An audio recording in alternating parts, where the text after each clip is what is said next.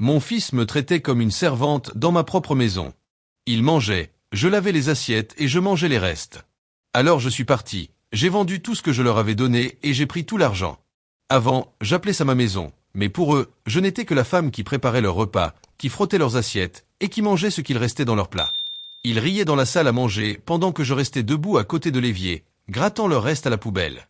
Mon propre fils, sa femme, même pas un regard dans ma direction. Jusqu'au jour où j'ai compris que je n'étais pas la servante ici. J'étais la propriétaire. Et j'en avais fini de me faire toute petite. N'oubliez pas de liker et de vous abonner, et dites-moi d'où vous regardez, et si vous avez une histoire à partager, j'aimerais l'entendre. Je ne me souviens pas exactement quand ça a changé. Quand je suis passé de maman à celle qui ramasse les assiettes pendant qu'il rit à table. Mais je me souviens de la nuit où j'ai craqué. C'était un vendredi. J'avais passé tout l'après-midi en cuisine, à couper, mélanger, rôtir. La maison sentait le romarin et le citron. Le genre de plat qu'on fait quand on veut que les gens se sentent aimés. J'ai nettoyé les plans de travail, mis la table comme il faut, poli les verres à vin pour qu'ils brillent sous les bougies. Brian, mon fils, a ramené quelques amis après le boulot. Sa femme Ashley papillonnait dans le salon, servant des boissons, souriant pour ses stories Instagram. Tout le monde s'est installé ensemble, voix forte, rire facile, le son des gens qui se sentent chez eux. Sauf moi. Personne ne m'a dit de m'asseoir. Personne ne m'a gardé une place. Alors je suis resté là où ils attendaient que je sois, dans la cuisine. J'ai servi le repas. J'ai rempli leurs verres. Et quand ils ont eu fini, j'ai ramassé les assiettes une par une pendant qu'ils s'étiraient dans leurs chaises, riant de leurs plans pour le week-end, des plans dont je ne faisais pas partie. J'ai mangé debout, à côté de l'évier, quelques cuillerées de purée, des morceaux froids de poulet que personne ne voulait, la fourchette dans une main, le torchon dans l'autre. Je les ai entendus parler de leur vie, leurs vacances, leur boulot, leurs petites histoires marrantes, comme si je n'étais même pas là, comme si je n'étais que la femme qui nettoie derrière eux. Mon fils. Mon propre fils. Le petit garçon que j'ai élevé seul quand son père est parti. Le garçon pour lequel j'ai travaillé 2 boulots pour le faire vivre. Assis là, me regardant faire la vaisselle, rigolant avec ses amis. C'est cette nuit-là que j'ai su que je n'étais plus leur famille. J'étais juste laide. Je n'ai pas dormi cette nuit-là. Je suis resté allongé sur le canapé, celui que j'avais acheté, celui dont Ashley se plaignait toujours parce qu'il était démodé. Je regardais le plafond, écoutant le bourdonnement du lave-vaisselle. Leur rire résonnait encore dans ma tête. Fort. Lourd. Ils étaient couchés depuis des heures, repus, heureux, paisibles. Moi, je n'arrivais pas à arrêter de penser. Comment j'en suis arrivé là? Quand Brian a fini ses études et m'a dit qu'il galérait, j'ai ouvert ma porte. Je lui ai dit, reste ici jusqu'à ce que tu t'en sortes. Tu ne devrais pas avoir à t'inquiéter d'argent en ce moment. Je le pensais vraiment. J'ai payé les courses, les factures, les petites choses, et les grosses aussi. J'ai laissé Ashley repeindre les murs sur lesquels j'avais mis des années à choisir la bonne couleur. J'ai souri quand ils ont remplacé mes meubles par les leurs, plus modernes, plus stylés. Je suis restée silencieuse quand mes souvenirs ont été rangés dans des cartons, dans le garage. Ce ne sont que des choses, je me disais. Il faut qu'ils se sentent chez eux. Mais plus ils restaient, moins je me sentais chez moi. Ashley avait pris le contrôle du salon avec ses tapis de yoga et son ordinateur, tournant ses petites vidéos de coach bien-être. Brian ne quittait presque plus la chambre, collé à ses projets, trop occupé pour remarquer quoi que ce soit. Et moi, je restais en retrait. Je faisais les repas. Je lavais les assiettes. Je pliais les serviettes. Je ne sais pas quand c'est devenu permanent. Et le pire, c'est que je continuais à me dire que c'était normal. Que c'est ça qu'on fait quand on est mère. On donne. On maintient l'espace. On garde la paix. Mais quelque part au fond de moi, je le sentais. Cette érosion lente. Cette disparition de ma place dans ma propre maison. C'est une forme bizarre de chagrin. Réaliser qu'on a élevé quelqu'un qui ne vous voit plus. Et c'est la chose la plus petite qui m'a fait réagir. Le lendemain matin, je me suis levé tôt, comme toujours. Direction la cuisine. J'ai fait le café. Cassé les œufs. Coupé le pain.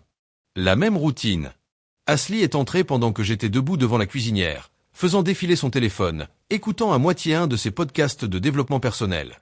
Elle n'a pas dit bonjour. Même pas levé les yeux. Elle a juste tendu le bras au-dessus de mon épaule, pris un verre, l'a rempli de lait d'amande et est repartie, en souriant dans son micro. Je pose mes intentions pour la journée, les amis. Je suis resté là, la spatule en main, les œufs en train de cuire derrière moi. Et j'ai compris. Ce n'était plus ma place. Pas la maîtresse de maison. Pas la femme respectée. Pas la mère qu'on remercie. Juste la cuisinière. La femme de ménage. Les mains utiles. Je n'ai même pas fini les œufs. J'ai éteint le feu. Je me suis assise à la table. Et j'ai regardé par la fenêtre, le jardin que j'avais passé tant de temps à aménager. Les fleurs que j'avais plantées. L'abreuvoir à oiseaux que Brian m'avait aidé à choisir à 8 ans. Je me suis souvenu de toutes les fois où je suis rentré crevé de mon boulot de femme de ménage. Presque incapable de tenir debout. Mais je m'assurais que Brian est à dîner. Je m'assurais qu'il ait des vêtements propres pour l'école. Je me suis toujours montré. Je lui ai tout donné. Et maintenant, j'étais invisible. Pire qu'invisible, utile. Ça m'a frappé comme un coup. J'arrivais plus à respirer. Pas de la colère. Pas de la tristesse. Juste, fini. Je n'ai pas dit un mot ce matin-là. Ni à Brian, ni à Ashley. J'ai fini mon café. Lavé ma tasse. Nettoyé le plan de travail. Mais mes mains tremblaient moins qu'elles ne l'avaient fait depuis longtemps. Je suis monté à l'étage. J'ai plié mes affaires dans la petite valise que je gardais au fond de mon armoire. Celle que je n'avais pas touchée depuis des années. Juste quelques vêtements. Ma brosse à dents. Une photo de Brian enfant à la plage, souriant sans ses 2 dents de devant. C'est tout. Pas de grands discours. Pas de mots d'adieu. Je n'allais pas me justifier devant des gens qui n'avaient jamais essayé de me voir. Pendant qu'il dormait encore, j'ai discrètement emballé le reste. Mon portefeuille, ma carte d'identité, quelques souvenirs que je ne voulais pas abandonner. Les seules choses qui m'appartenaient vraiment. Je me suis promené une dernière fois dans la maison, la main sur la rampe de l'escalier où Brian glissait petit, dans le couloir où était encore accrochée sa photo d'école, avec sa cravate de travers. Tout était là. La preuve de tout ce que j'avais donné dans cette vie. Mais les gens dedans n'étaient plus les miens. J'ai fermé la porte doucement derrière moi. Pas de claquement. Pas de drame. J'ai descendu les marches avec ma valise qui roulait en silence sur le trottoir. Je suis monté dans ma voiture et je suis parti. Personne ne s'est rendu compte que j'étais parti. Pas encore. La première nuit seule a été calme. Trop calme. Je me suis installé dans un petit motel en périphérie de la ville. Un de ces endroits avec des couvertures rêches et une télé vissée trop haut au mur. Je me suis assise sur le lit, la valise encore fermée à mes pieds, et j'ai regardé mon téléphone. Rien. Pas d'appel manqué. Pas de message. Ni de Brian, ni d'Ashley. Je ne sais pas ce que j'attendais. Peut-être un peu de panique. Une question au moins. Maman, t'es où? Mais le silence disait plus que n'importe quel mot. J'ai regardé d'anciennes photos sur mon téléphone, des anniversaires, des matins de Noël, tous ces dîners familiaux que j'avais passé des heures à rendre parfaits. Là, c'était Brian en train de souffler ses bougies. Là, Ashley posant pour les photos à table. Moi, assise, tenant le verre de vin que j'avais acheté. Photo après photo, j'étais derrière l'appareil. Pas sur les clichés. Toujours celle qui tenait la scène. Jamais celle qui était tenue. J'ai pensé à appeler, à m'expliquer. Mais je me suis rappelé toutes ces nuits debout à l'évier à laver leurs assiettes pendant qu'ils riaient dans la pièce d'Axe en grave côté, sans jamais penser à m'offrir une chaise. Je me suis couché sur le lit. J'ai tiré sur la couverture raide du motel jusqu'au menton. J'ai fixé le plafond jusqu'au matin. Toujours aucun appel. Toujours aucun message. C'est là que j'ai su que je n'étais pas juste invisible pour eux. J'étais jetable.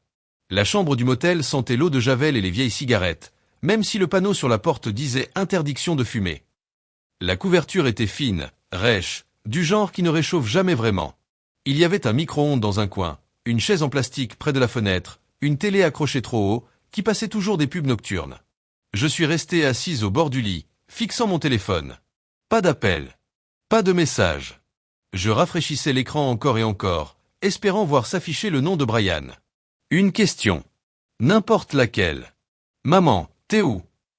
Ou même Ashley, avec sa voix stridente, essayant de faire semblant qu'elle s'inquiétait. Mais le silence en disait plus que tous les mots. Je suis passé la main sur mon visage, sentant la fatigue jusque dans mes os. La douleur n'était pas juste physique.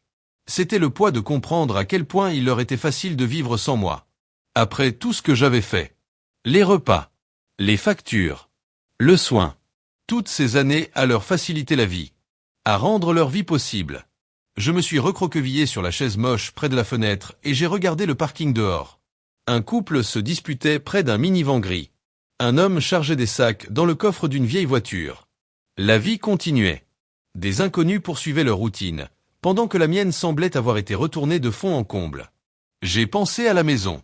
chaque pièce que j'avais peinte, chaque rideau que j'avais accroché, la liste de courses sur le frigo, écrite de ma main, la réserve de nourriture que j'avais remplie, les étagères qu'Asli avait réorganisées parce que mon système n'était pas assez joli, les meubles qu'elle disait à jeter, les choses que j'avais payées, effacées, recouvertes, remplacées, pièce par pièce. Ils avaient transformé ma maison en leur maison. Et je les avais laissés faire. Mais, alors que j'étais assise là dans cette chambre moche, quelque chose a fait tilt. La maison était toujours à mon nom. Je ne l'avais jamais transférée. Pas parce que j'étais stratégique à l'époque. Mais parce que Brian disait toujours, pas de stress maman, on s'en occupera plus tard. Le « plus tard » n'est jamais venu. Et maintenant, soudainement, ce petit détail comptait plus que tout. Je l'ai senti, cette colère. Pas la rage. Pas le cri. Non. Quelque chose de plus froid. Plus net. La clarté. Parce que la vérité, c'est qu'ils avaient oublié. Pendant qu'ils riaient derrière mon dos, me traitant comme la femme qui fait tourner la maison. Le toit au-dessus de leur tête. L'électricité pour leur soirée Netflix. L'eau pour leurs bains et leurs plantes. C'était tout à moi. Plus je pensais à ça, plus tout devenait clair. Je n'avais pas besoin de crier. Pas besoin de me justifier. Même pas besoin de me fâcher. J'avais quelque chose de plus fort que leur approbation. J'avais les papiers. J'avais le contrôle. J'ai regardé mon téléphone. Écran toujours noir. Pas de message. Je l'ai éteint. Je l'ai jeté sur le lit. Ils ne me cherchaient pas. Mais bientôt, ils allaient sentir mon absence. Parce que j'en avais fini d'être leur servante. Maintenant, j'allais être la tempête. Brian a mis 2 jours de plus à remarquer mon absence. 2 jours sans repas préparé. 2 jours sans linge plié. Le frigo vide. Je l'imaginais, Asli, déambulant dans la cuisine, agacé, se demandant pourquoi les courses n'étaient pas faites, pourquoi la maison semblait soudain plus froide, sans quelqu'un pour tout maintenir en silence, dans l'ombre. Le message est arrivé à 8h13 du matin. Salut maman, tout va bien? Je ne t'ai pas vu ces derniers temps. J'ai regardé l'écran longtemps. Pas, où es-tu? Pas, on s'inquiète. Pas, tu nous manques. Juste ce constat plat, à moitié intéressé. Comme s'il me demandait si j'étais en retard à un rendez-vous chez le dentiste. Je n'ai pas répondu. À la place, je me suis levé et j'ai regardé par la fenêtre de cette petite chambre de motel, observant le lever du soleil glisser sur le parking, peignant l'asphalte d'un doré pâle. Les voitures allaient et venaient. La vie continuait, comme si rien n'avait changé. Mais tout avait changé. J'ai versé le reste du café du motel dans un gobelet en carton, ce genre de gobelet qui a toujours un goût de carton, peu importe la quantité de crème qu'on y met, et je me suis assise avec un cahier. Le même genre de cahier que j'achetais à Brian quand il était petit, pour lui mettre des petits mots dans son sac à dos, des mots comme « tu peux y arriver ». Avec amour, maman. J'ai tourné la première page. Et j'ai commencé à écrire. Pas un journal, cette fois. Non. C'était différent. J'ai noté des dates, des chiffres, des détails. La maison, toujours à mon nom. Les factures. Chaque reçu. Chaque paiement depuis mon compte. J'ai cherché l'historique de refinancement en ligne. Il n'avait même pas essayé de changer les papiers. Peut-être qu'il pensait que je ne partirais jamais. Peut-être qu'il me croyait trop gentille. Trop loyale. Trop petite pour un jour m'en aller. Mais voilà ce qu'on oublie sur les gens qu'on piétine trop longtemps. Un jour, ils cessent de rester couchés. Le lendemain matin, un autre message. Cette fois d'Asli. Salut Cheryl, je ne sais pas si tu te sens bien, mais on aurait besoin d'un coup de main à la maison. C'est un peu le bazar en ce moment. Dis-nous quand tu reviens. Ton aide. Comme si j'étais une employée en pause. J'ai éclaté de rire. Un rire sec, amer, le premier vrai rire que j'avais eu depuis des semaines. Et il ne faisait pas du bien. Il faisait l'effet d'un couteau qui tourne. J'ai laissé le téléphone sans réponse. Je suis sorti. J'ai marché jusqu'à la bibliothèque municipale. J'y ai trouvé un coin tranquille, une prise pour mon vieux ordinateur portable. J'ai ouvert les registres du cadastre. Vérifié le titre de propriété. Encore et toujours, mon nom. Ma propriété. Pendant tout ce temps, ils avaient vécu comme si c'était chez eux. Meublant, décorant, posant sur Instagram comme s'ils étaient les propriétaires. Mais le sol sous leurs pieds, c'était le mien. Ils avaient construit leur château sur mon dos. Et n'avaient jamais regardé en bas. Mais ils allaient sentir les premières fissures. Ce qu'il faut savoir avec le silence, c'est qu'il rend les gens mal à l'aise. Ils ne savent pas quoi en faire. Brian et Ashley étaient tellement habitués à moi. Ma coopération silencieuse. Ma présence discrète mais constante. Ils n'ont jamais imaginé que je pourrais ne pas revenir. Le 3e jour après mon départ, Brian a appelé. J'ai laissé sonner. Il a laissé un message vocal. Sa voix était détachée, comme s'il demandait juste de mes nouvelles. Salut maman, je me demandais juste où tu étais. Ashley est un peu stressée. C'est un peu le bazar sans toi ici. Rappelle-moi, ok? Je suis resté dans la chaise raide du motel à écouter ce message 2 fois. Le ton, la légèreté, comme s'il parlait d'un grille-pain cassé. Jamais un, tu nous manques. Jamais un, on est désolé. Le 4e jour, les messages sont devenus plus pressants. Cette fois, c'était Ashley. Cheryl, on a vraiment besoin que tu reviennes. La cuisine est un chaos. Le linge s'accumule. Brian est stressé avec le travail. S'il te plaît, fais-nous savoir ce qui se passe. Tu ne peux pas juste partir comme ça. Tu ne peux pas juste partir comme ça. Ce droit qu'elle s'arrogeait. Comme si j'étais à eux. Comme si c'était moi qui devais m'excuser. Je me suis mise à rire à nouveau. Pas parce que c'était drôle, mais parce que c'était ridicule. Ils pensaient vraiment que je leur devais une explication. Que malgré tout, c'était moi qui devais me faire toute petite pour m'être éloignée. Comme si mon rôle dans la vie était d'endurer, servir, toujours être là. Peu importe à quel point il me faisait me sentir inexistante. J'ai laissé mon téléphone, un cahier ouvert sur mes genoux. Et j'ai simplement laissé le silence s'étendre entre nous. J'ai commencé à penser à toutes les petites choses dont il ne s'était probablement même pas rendu compte qu'il dépendait de moi. Comme le papier toilette, il ne se remplit pas tout seul. Comme la réserve de nourriture, elle ne se remplit pas par magie. Comme la maison, elle ne reste pas propre par accident. Chaque tâche discrète. Chaque petite attention que j'avais donnée sans jamais demander de merci. Maintenant, tout ça, c'était du pouvoir. Parce que sans moi, rien ne tournait. Et il commençait à s'en rendre compte. Je n'ai pas passé cette nuit-là à planifier mon retour. Mais mon prochain pas. Parce que je savais maintenant qu'être parti n'était que la première étape. Le vrai pouvoir ne résidait pas seulement dans mon absence. Mais dans ce que je possédais encore. Une semaine s'est écoulée avant que Brian ne vienne frapper à la porte de mon motel. J'ai entendu les coups avant de le voir. 3 petits coups hésitants. Comme ceux de quelqu'un qui ne sait pas s'il est encore le bienvenu. Je n'ai pas ouvert tout de suite. Je suis resté derrière la porte, la main sur la poignée, juste à écouter. Puis un 2e coup, un peu plus fort. Maman, tu es là. Sa voix tremblait un peu, pas de panique, pas de chagrin. Plutôt ce genre de malaise qui vient quand on comprend que la personne qu'on a toujours tenue pour acquise pourrait vraiment être partie. J'ai ouvert lentement, laissant la chaîne de sécurité en place. Il était là, mon fils. Même cheveux décoiffés, même épaules tombantes. Mais il avait l'air différent. Des yeux gonflés, des cernes profondes. Il n'avait sûrement pas beaucoup dormi. Il s'est appuyé contre l'encadrement de la porte, les mains dans les poches de sa veste.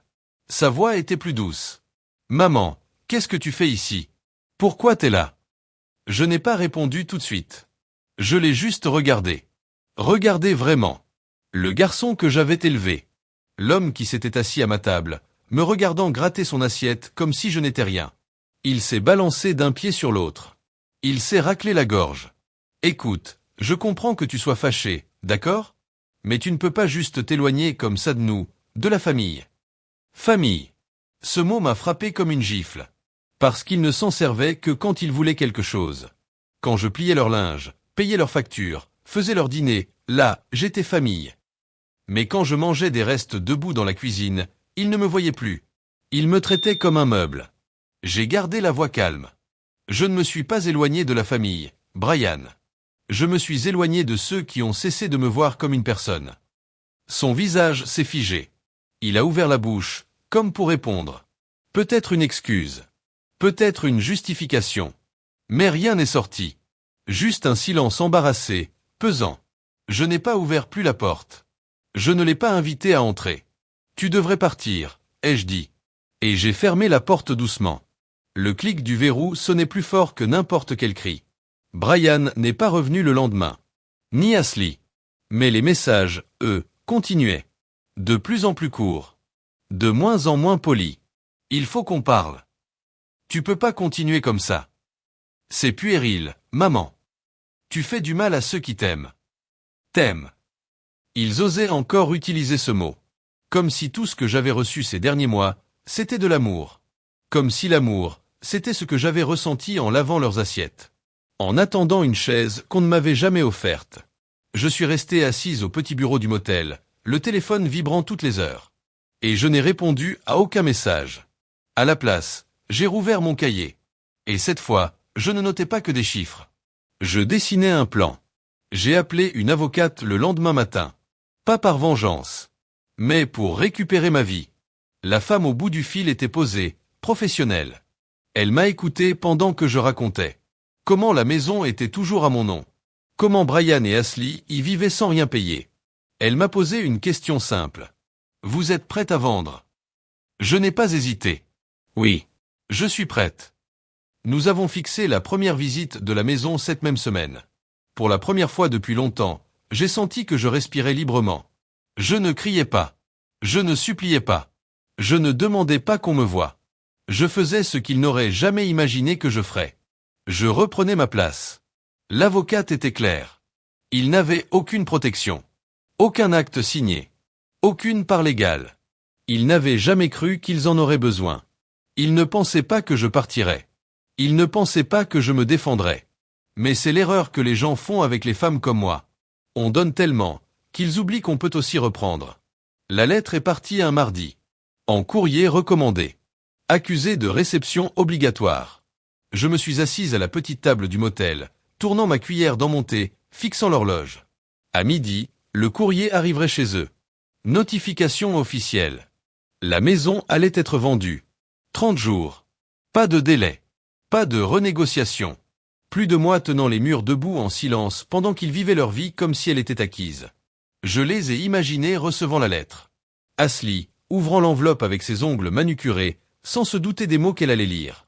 Je voyais Brian, assis sur un canapé, lisant les papiers avec des yeux ronds, pensant que c'était sûrement une erreur ou une blague. Mais ce n'était pas un bluff. C'était la vérité. Signé, scellé, livré. L'avocate m'a appelé plus tard dans l'après-midi. La lettre a été remise. Vous aurez bientôt de leurs nouvelles, j'en suis sûr. Ils n'aimeront pas. Non, mais ils ne peuvent rien y faire. Je les remerciais. Et j'ai attendu. Ils n'ont pas tardé. Cette nuit-là, Brian a appelé. Je l'ai laissé sonner. Puis Ashley. 3 appels d'affilée. Tous envoyés vers la messagerie. Enfin, un message texte de Brian. Maman, qu'est-ce que tu fais? S'il te plaît, rappelle-moi. Ashley devient folle. On peut pas perdre la maison. Voilà. Pas de désolé. Pas de on comprend. Juste de la panique. De la peur. J'ai reposé le téléphone. Je me suis allongé. J'ai fermé les yeux. Et pour la première fois depuis des années, j'ai respiré sans ce poids sur la poitrine. Je ne voulais pas me venger. Je voulais du respect. Et s'il ne pouvait pas me le donner, alors qu'il me donne de l'espace. Parce que j'en avais fini de vivre dans la maison que j'ai payée, en espérant qu'on me voie. Le message vocal suivant venait d'Ashley. Il n'était pas en colère. Pas tout de suite. Sa voix était douce, presque mielleuse. Le genre de ton qu'on utilise quand on essaie de se montrer inquiète, mais qu'en vrai, on veut juste reprendre le contrôle. Cheryl, on est vraiment inquiet pour toi. Ce n'est pas toi, tout ça. S'il te plaît, parle-nous. Tu n'as pas besoin de faire quelque chose de si drastique. Drastique. C'est comme ça qu'elle appelait mon départ. Pas triste. Pas blessé. Pas humilié. Juste.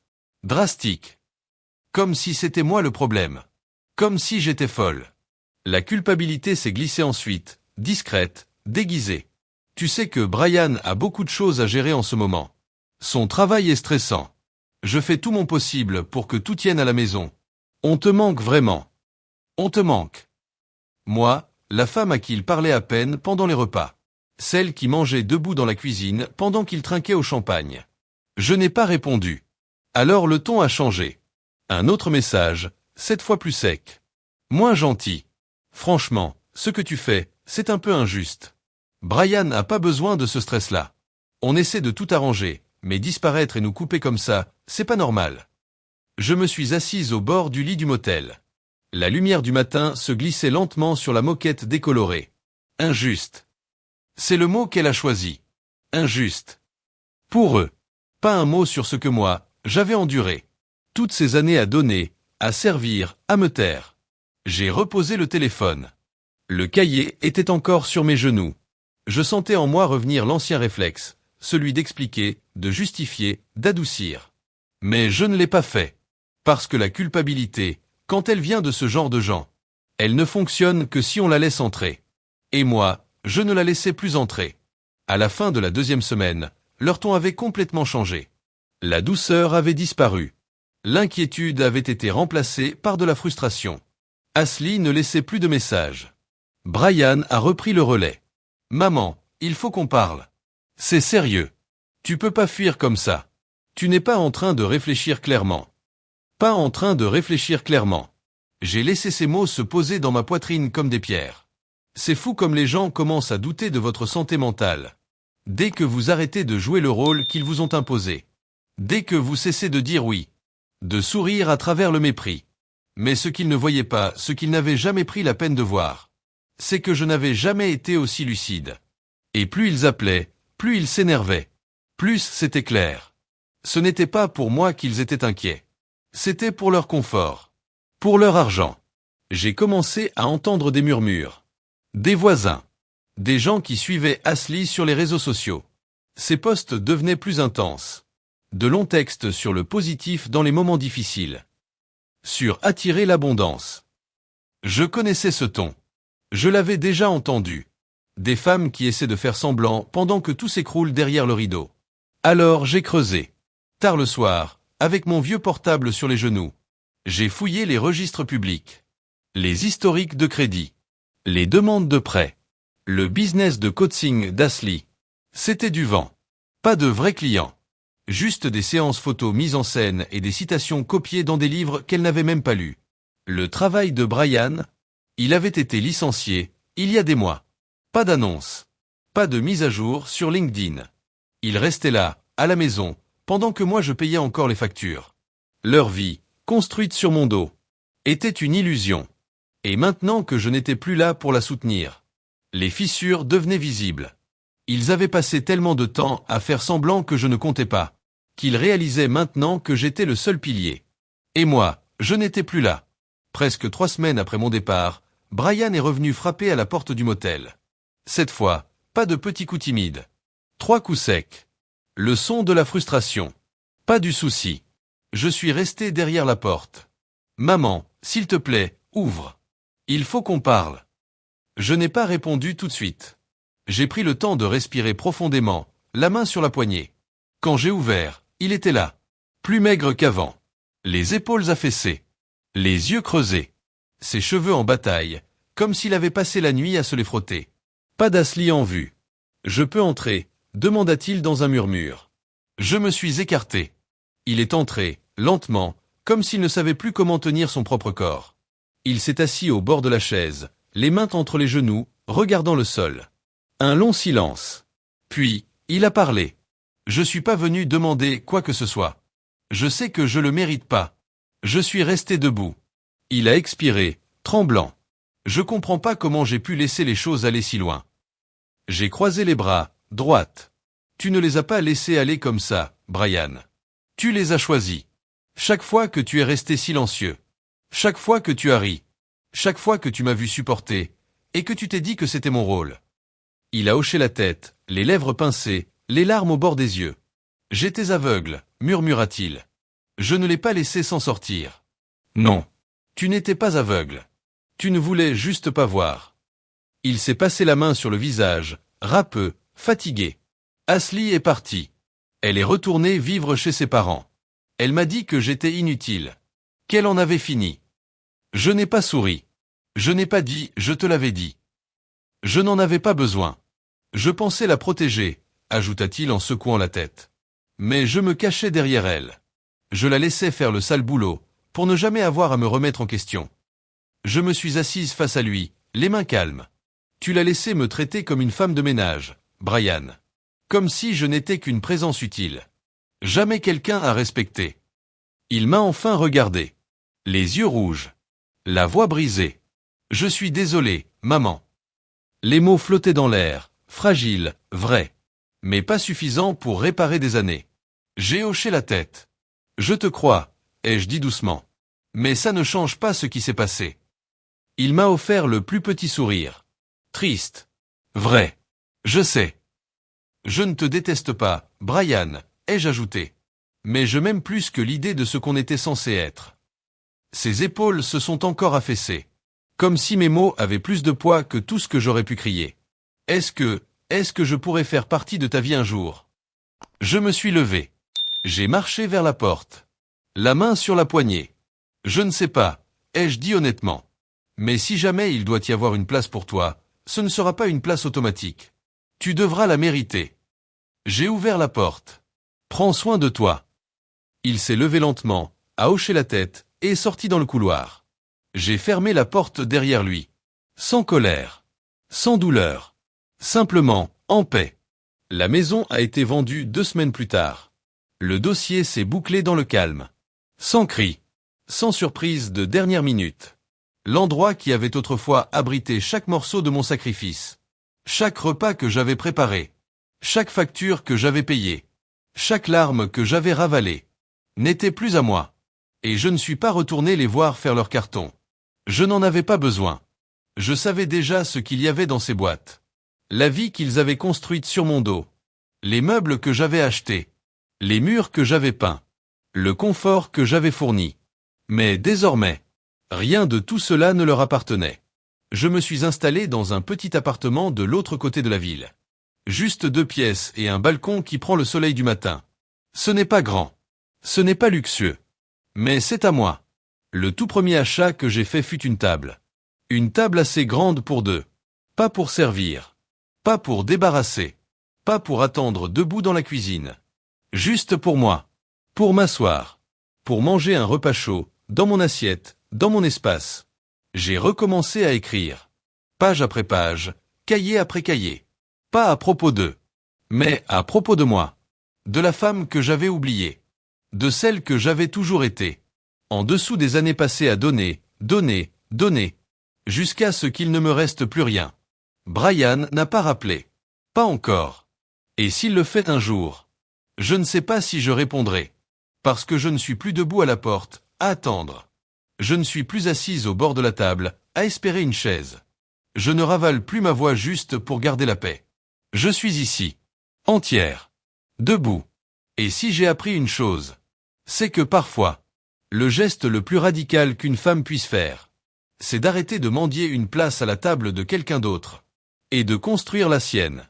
À toutes celles et ceux qui ont été rétrécis dans leur propre maison, qu'on a ignorés pendant qu'ils lavaient les plats, qu'on a nourris avec des restes après avoir tout donné. Écoutez-moi bien.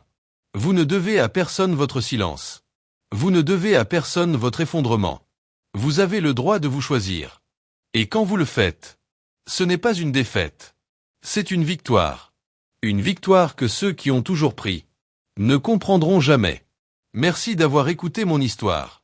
Et si vous êtes déjà passé par là vous aussi, racontez-le moi en commentaire. Parce que votre voix, elle aussi, compte.